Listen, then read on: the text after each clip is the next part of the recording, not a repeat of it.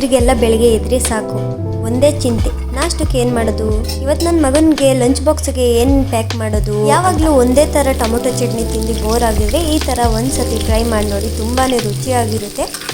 ತುಂಬ ಈಸಿಯಾಗಿ ಸಿಂಪಲ್ಲಾಗಿ ಮಾಡ್ಬೋದು. ಇದಕ್ಕೆ ಯಾವುದೇ ರೀತಿ ಕಾಯಿ, ಕಡಲೆ ಬೀಜ, ಹುರ್ಗಡ್ಲೆ ಇವೇನು ಬೇಕಾಗಿಲ್ಲ. ನಾನಿಲ್ಲಿ 5 ಟೊಮೊಟೊ ತೊಗೊಂಡಿದ್ದೀನಿ. ಅದನ್ನ ನೀಟಾಗಿ ವಾಶ್ ಮಾಡಿಬಿಟ್ಟು ಮಧ್ಯಕ್ಕೆ ಕುಯ್ದುಬಿಟ್ಟು ಒಂದು ಪ್ಲೇಟಲ್ಲಿ ಎತ್ತಿ ಇಟ್ಕೊಂಡಿದ್ದೀನಿ. ಈಗ ಹಂಚಿಟ್ಕೊಂಡು ಅದಕ್ಕೆ ಒಂದು 4 ಟೇಬಲ್ ಸ್ಪೂನಷ್ಟು ಎಣ್ಣೆ ಹಾಕ್ಬಿಟ್ಟು ಟೊಮೊಟೊನ ಚೆನ್ನಾಗಿ ರೋಸ್ಟ್ ಮಾಡ್ಕೋಬೇಕು. ಎರಡು ಕಡೆನೂ ಎಷ್ಟು ಟೊಮೊಟೊ ರೋಸ್ಟ್ ಆಗುತ್ತೆ ಅಷ್ಟು ಟೇಸ್ಟ್ ಚೆನ್ನಾಗಿರುತ್ತೆ.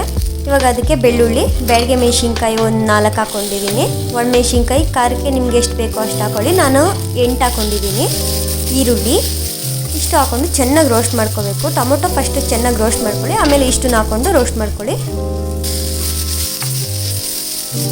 ನೋಡಿ ಈ ಥರ ಒಂದು 8 ನಿಮಿಷ ರೋಸ್ಟ್ ಮಾಡ್ಕೊಳ್ಳಿ ಚೆನ್ನಾಗಿ. ಈಗ ರೋಸ್ಟ್ ಆಗಿದೆ, ಅದನ್ನು ತಣ್ಣಗೆ ಹಾಕ್ಬಿಡೋಣ.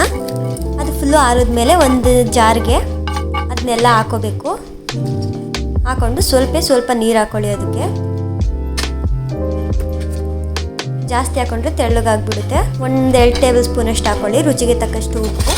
ಇಷ್ಟನ್ನು ಹಾಕ್ಕೊಂಡು ಎಷ್ಟು ನೀಟಾಗಿ ಫ್ರೈ ಮಾಡಿ ರೆಡಿಯಾಗಿದೆ ನೋಡಿ. ಬಾಣಲಿಗೆ 1/4 ಲೋಟದಷ್ಟು ಎಣ್ಣೆ ಹಾಕೋಬೇಕು.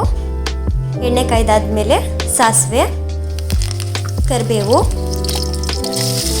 ಆ ಪೇಸ್ಟ್ ರೆಡಿ ಮಾಡಿಕೊಂಡಿದ್ವಲ್ಲ ಅದನ್ನು ಅದರೊಳಗೆ ಹಾಕ್ಕೊಂಡು ನೀಟಾಗಿ ಮಿಕ್ಸ್ ಮಾಡ್ಕೋಬೇಕು.